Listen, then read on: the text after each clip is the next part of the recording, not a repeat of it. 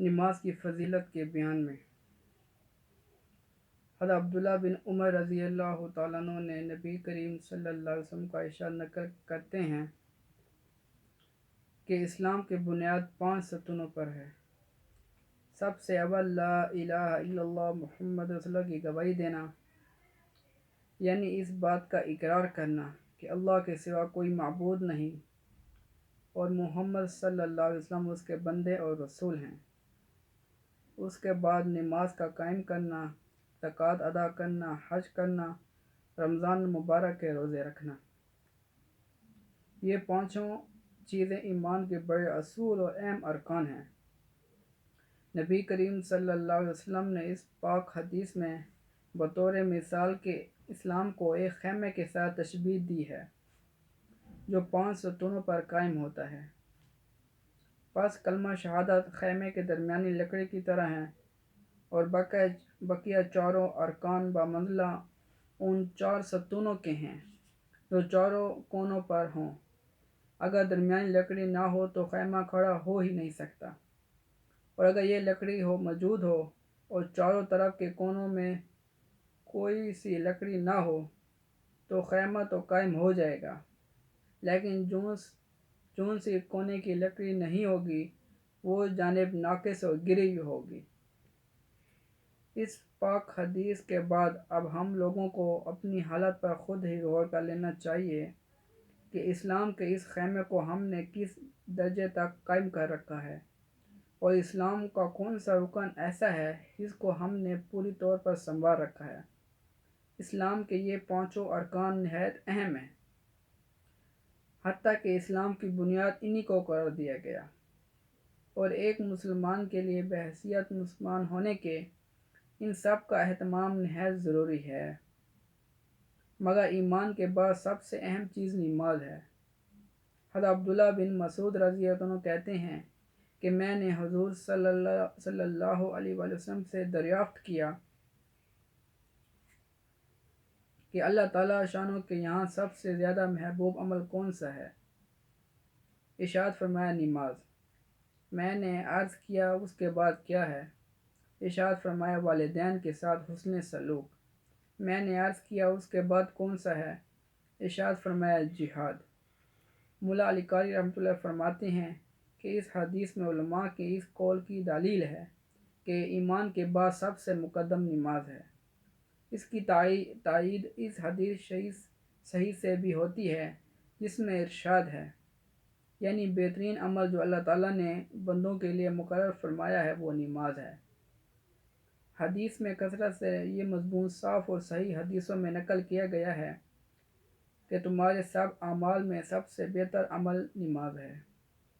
چنانچہ جامع صغیری میں حضرت ثوبان ابن عمر رضی اللہ تعالیٰ عنہ، ابو امامہ رضی اللہ تعالیٰ عنہ اور عبیدہ رضی اللہ تعالیٰ عنہ، پانچوں صحابہ سے یہ حدیث نقل کی گئی ہے، اور حضرت ابن مسعود رضی اللہ عنہ اور حضرت انس رضی اللہ عنہ سے اپنے وقت پر نماز کا پڑھنا افضل ترین عمل نقل کیا گیا ہے۔ حضرت ابن عمر رضی اللہ تعالیٰ عنہ اور ام فروہ رضی اللہ عنہ سے اول وقت پر نماز پڑھنا نقل کیا گیا ہے۔ مقصد سب کا قریب قریب ایک ہی ہے۔ حضرت ابو ہریرہ رضی اللہ عنہ فرماتے ہیں ایک مرتبہ نبی کریم صلی اللہ علیہ وسلم سردی کے موسم میں باہر تشریف لائے اور پتے درختوں پر سے گر رہے تھے۔ آپ صلی اللہ علیہ وسلم نے ایک درخت کی ٹہنی ہاتھ میں لی، اس کے پتے اور بھی گرنے لگے۔ آپ صلی اللہ علیہ وسلم نے ارشاد فرمایا اے ابو ذر، جب بندہ اخلاص سے اللہ کے لیے نماز پڑھتا ہے تو اس کے گناہ ایسے ہی گرتے ہیں جیسا کہ یہ پتے درخت سے گر رہے ہیں۔ سردی کے موسم میں درختوں کے پتے ایسی کثرت سے گرتے ہیں، بعض درختوں پر ایک بھی پتا نہیں رہتا۔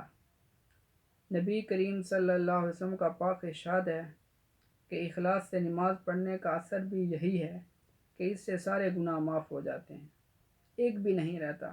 مگر ایک بات قابل لحاظ ہے، علماء کی تحقیق آیات قرآنیہ اور حدیث نبویہ کی وجہ سے یہ ہے کہ نماز وغیرہ عبادات سے صرف گناہ صغیرہ معاف ہوتے ہیں، کبیرہ گناہ بغیر توبہ کے معاف نہیں ہوتا، اس لیے نماز کے ساتھ توبہ اور استغفار کا اہتمام بھی کرنا چاہیے، اس سے غافل نہ ہونا چاہیے۔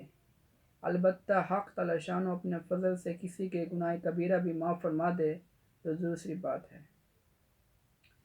پہلے تو میرے بھائی دوست بزرگوں، ہم اپنے سارے گناہوں کی اللہ جل شانہ سے معافی مانگیں، جو ہم نے گناہ چھپ کے کیے، جو ہم نے گناہ کھلم کھلا کیے، جو گناہ ہم نے جان کے کیے، جو گناہ ہم نے انجانے میں کیے، تو ہر وقت اللہ جل شانہ سے معافی۔ استغفر اللہ الذی لا الہ الا اللہ هو الحی القیوم واتوب الیہ۔ حدیث شریف کا مفہوم ہے کہ ایک دفعہ حضرت عائشہ صدیقہ رضی اللہ تعالی عنہ نے آپ صلی اللہ علیہ وسلم سے عرض کیا، یا رسول اللہ، کہ آپ کی امت میں کوئی ایسا شخص بھی ہوگا جو بغیر حساب کتاب کے جنت کے اندر داخل ہو جائے؟ تو آپ صلی اللہ علیہ وسلم نے ارشاد فرمایا کہ ہاں، وہ شخص ہوگا جو اپنے گناہوں کے اوپر روتا رہے اور اللہ جل شانہ سے استغفار مانگتا رہے۔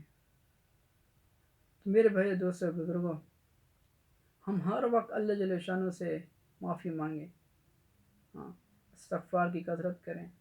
فرماتے ہیں جو آدمی استغفار کی کثرت کرتا ہے تو اللہ جل شانہ اس کو اولاد عطا فرماتے ہیں، اللہ جل شانہ اس کے رزق کے اندر برکت عطا فرماتے ہیں، اس کو اللہ جل شانہ سکون عطا فرماتے ہیں۔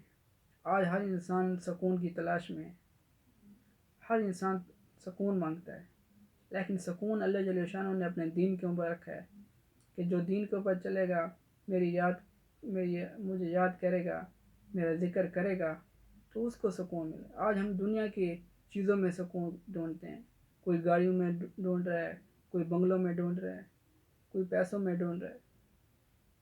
یہ میرے بھائیوں کامیابی، یہ کامیابی نہیں ہے۔ اصل کامیابی میرے بھائی دوستوں بزرگوں وہ سکون کا مل جانا ہے کہ دنیا کے اندر انسان کی جو زندگی ہے اطمینان کے ساتھ، سکون کے ساتھ گزر جائے۔ تو وہ اللہ جل شانہ نے ہمیں دین عطا فرمایا ہے۔ جو دین کے اوپر زندگی گزارے گا، دین کسے کہتے ہیں؟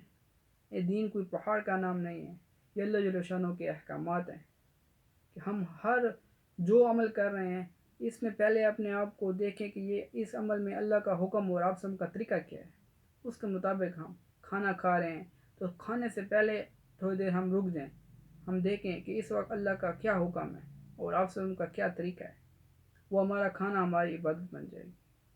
اسی طرح جو بھی کام کریں وہ سنت کے مطابق اور اللہ جل شانہ کے حکم کے مطابق کریں گے، وہ ہماری عبادت بن جائے گی۔ ہاں، میرے بھائی دوستوں، میں بھی ارادہ کرتا ہوں، آپ بھی ارادہ کریں کہ انشاءاللہ ہم نے اللہ کے حکم کے مطابق زندگی گزارنی ہے کہ اللہ پاک ہم سے راضی ہو جائے۔ ہاں،